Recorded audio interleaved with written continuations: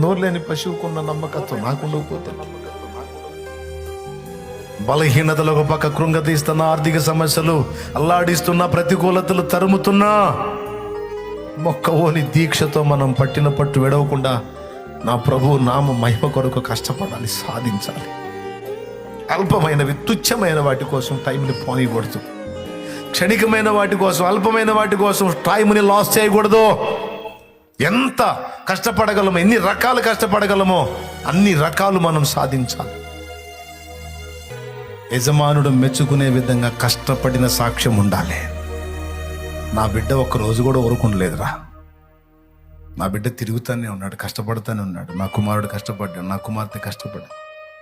నమ్మకమైన బిడ్డలు, నా బిడ్డలు ఆత్మల కోసం ప్రయాసపడ్డారు.